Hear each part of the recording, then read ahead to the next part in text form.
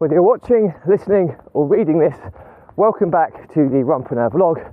We're on a mission to raise £1 million for children's charities by run vlogging on consecutive days the distance of one lap around the world. It is a staggering 40,075 kilometres. It's going to take somewhere in the region of 11 years to accomplish, so plenty of time to raise the money. I'm going to commit to running at least 5 kilometres every day whilst vlogging, and I'll even do it barefoot style. So for those regulars who know that when I run, I vlog about my passions, which are entrepreneurship and running, and most importantly, how these topics link together to help people overcome the emotions of stress, overwhelm and anxiety. It is a very fresh morning today. It's just started raining. It's about 1 degree out here. No breeze, but pretty grim running conditions, to be honest with you. Not particularly enjoying it this morning. And it's Thursday Travels today, where we give you an update on the challenge, how we're progressing on our target of raising £8 million. So as always, if you like this episode, please give this channel some support by subscribing and give this a like and a share. And let's get started.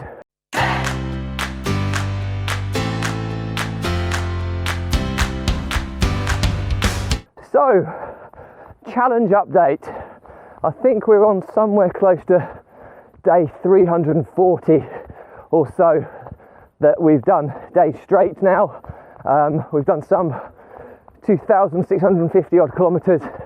We're about 6.6% of the way on the distance of one lap around the world, so plenty of distance to go. We haven't launched the challenge yet, so the donation count is currently sitting at 0. I have raised £17,000 historically, but I'm not bringing that to the table just yet. If I fall short of the target, I might have to though. So we currently haven't launched. We're looking at launching kind of mid to late May. So this month we're looking to launch, but there's still quite a bit of work to be done on all the marketing materials and getting everything ready to be able to start the promotional campaign to launch effectively. And today though, I wanted to talk about the first of 6 of the charities that we've selected. Now they're not in any particular order, just how we're going to talk about, just to give you an introduction to each charity, to why we're going to be raising money from them, where the money's going to go, and hopefully it resonates with you in some way to want to support them. And today's charity we're going to talk about is Great Ormond Street Hospital charity, which is also known as GOSH, G-O-S-H. This is a charity that primarily helps children with health disorders. Okay, so that's the main kind of topic that kind of this charity covers. If you remember when I started this challenge, I often found that I wanted to support children in as many ways as possible, and obviously there's so many different issues that children faced that the reason I've chosen the 6 charities is to have a really wide spectrum of issues that we can help and support in multiple different ways. Let's go past this person. Morning. So with so this one's health, and health is obviously a major one.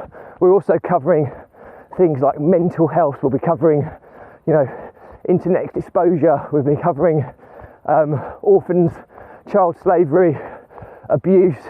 We try and cover a real wide spectrum with the 6 charities we've chosen, primarily to be able to give people the vehicle to support masses of issues for children across the scale by donating to a single point. That's one of the unique selling points of what we're doing here.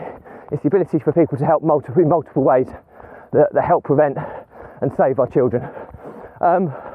Okay, so back to Great Ormond Street Hospital. Okay, as stated, it's an amazing charity. It's an amazing hospital, one of the world's leading hospitals in some of the most complex illnesses and health disorders that children face. Some of the most brightest minds work there to kind of help and support children. They get somewhere in the region of, I think, 613 odd new patients coming in every day from all over the UK. Okay, so it's a staggering number volume of cases that are coming in, all with highly complex cases that have been referred to this centre of excellence in children's health that other hospitals are struggling to treat. So the money that's raised goes into supporting this environment in 4 main different categories really. And the first one is the refurbishment and repair of the hospital. So to make sure that the facilities are completely up to standard to be an industry leading hospital, to ensure that it can give the highest level of care. The next one is life-saving equipment. Okay, so important that the technology and the equipment that's available there is at the highest level to give the children the optimal chance of survival. A lot of terminally ill children will go there, and there would be cases that would have been terminal had it not been for this amazing hospital. So the equipment is another major player. The next one is the research into the illnesses and helping the professionals uncover new cures and new treatments that kind of help children with some of the most complex illnesses and disorders. And the final one is the support for the children and their families. And I think that's hugely important part of this. I mean, they often say that, you know, hospitals are often quite a kind of a morbid, depressing and negative place. But not in Great Ormond Street Hospital. I mean, the work that's gone into providing this kind of safe haven for some of the most bravest children out there and their families, and they really try and make it a happy and positive and a smiley experience for the children and their families. And then the ongoing support that the hospital will provide for those families and children is second to none. So it's a truly amazing cause. Now, when I was young, I lost a close friend. He was 12 at the time, and he passed away with cancer of the bone marrow, and he was referred to Great Ormond Street Hospital, and the care and the treatment he got was phenomenal. And it was such a very, very sad.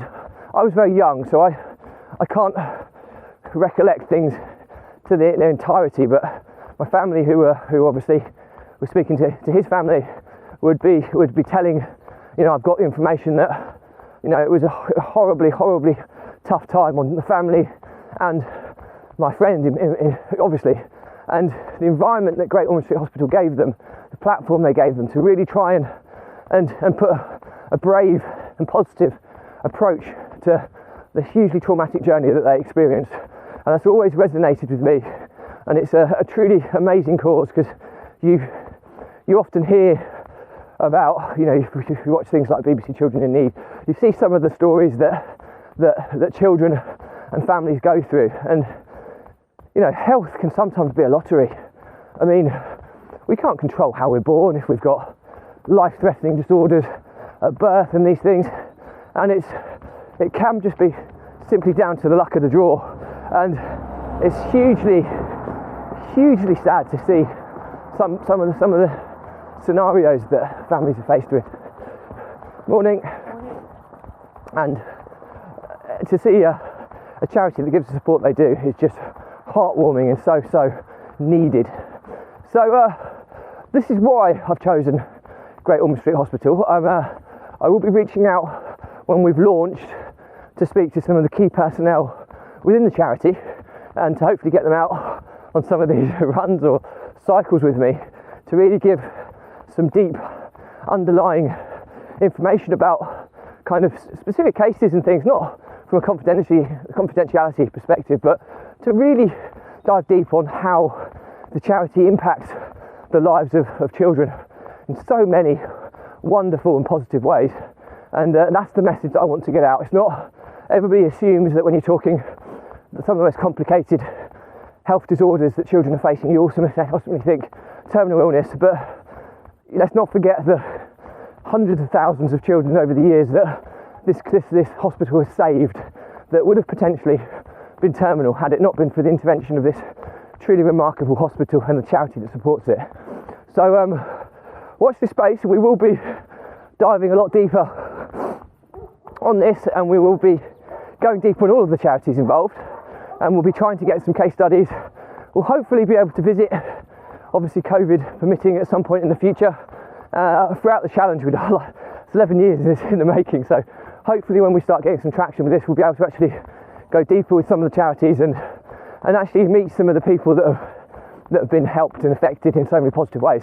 So that's a big ambition of mine, to really kind of get a better understanding, because I know high level, and I know, you know, from a personal reason, there was one incident that I've just explained with my friend of growing up, who unfortunately passed away, but the care and support that family received from the hospital was amazing. So that's my personal reason to support this charity, but obviously there are so many amazing reasons to support this wonderful charity, and I'm truly excited to try and raise as much money for them as over the next 11 years or so. And most importantly, I'm going to really try and get some decent facts and figures here, so that as we raise the money, and obviously the share of what we raise goes to Great Ormond Street, we can actually try and get some tangible outcomes for where this money has gone, and you know, what it's actually done, how it's actually impacted people. And I would love nothing more than to be able to bring you case studies in the future that the money that we've raised has gone to and have made a phenomenal difference in the life of a child. If it changes just one child's life, then it's been absolutely worthwhile. So that's the introduction to the first charity on the list. They're in no particular order because they all get an equal share of the donations that we raise, but that's my reasoning behind choosing the amazing charity Great Ormond Street Hospital Charity. So that's pretty much it for me today. As always, if you've got any questions on this, please drop me a comment. I'll respond to everyone. If it's a bigger topic, I'll do a separate vlog episode and I'll tag you in. Do keep up to date with the links in my bios where you can watch, listen and read my content, and most importantly, keep up to date with my journey to raise £1 million for children's charities by run vlogging on consecutive days, the distance of one lap around the world. And all that's left to say is that, as always, my content I vlog about entrepreneurship and running is always linked to how it can help people overcome the emotions of stress, overwhelm and anxiety by using exercise, or in my case run vlogging, as a release mechanism to relieve those daily, weekly pressures that we all experience in the form of stress, and to be able to clear our heads, process what's going on, gain clarity, refocus and move on. If you don't have that release mechanism in your life, those stresses and pressures will build up like pressure builds in a pipe without a release valve, and that pressure will build and build. It will evolve into overwhelm, which is when you've got too many things going around in your head, and you then have like a seizure, or you freeze and you start procrastinating because there's too many things to kind of contend with, and very quickly that will then evolve into panic and anxiety. When you get to that stage, it's flirting with the edges of mental health issues, which is clearly what we want to avoid. And in the pipe and the pressure analogy, the pipe will eventually burst, and in that scenario you'll have a mental breakdown, which is clearly something that we're trying to avoid. And I've been there, perhaps not to quite to breakdown level, but very close. I've lost multiple businesses because of this. I've lost business partners because of this, and I've almost been bankrupt because of my inability to manage these emotions. And it's a truly dark place that I wouldn't wish upon my worst enemy. And it's no coincidence that in the last 11 months of doing this running vlog, which is my release mechanism, that I've made more progress than I have done in the previous 4 to 5 years. So hopefully there's enough social proof that this stuff really works, and it's now an ingrained habit in my life which has such a positive impact. I can't see myself ever stopping. Well, I can't really stop now. I've committed to this challenge to raise £1 million. But yeah, there's social proof that it works. So my olive branch to you is that if you are someone struggling with this, okay, reach out, drop me a message, and we'll jump on a call. Okay, I'll give you a step-by-step tips and help on how you can get back on the right path. And there's no catch here whatsoever.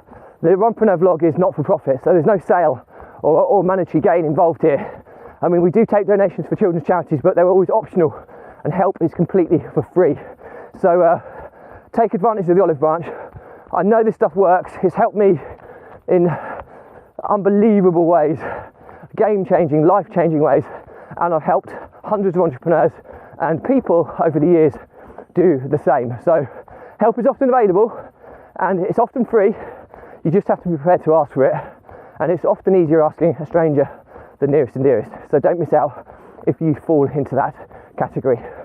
So that's pretty much it. As always, please support this journey of raising £1 million. I need the support. Even if you can't support it financially, just subscribe and share what we do. It will get to a bigger audience, which will be more and more people that will hopefully donate to a truly amazing cause. Check out the link in my bios to find out how, and all I leave you with as always is stay positive, stay happy, and I'll see you tomorrow.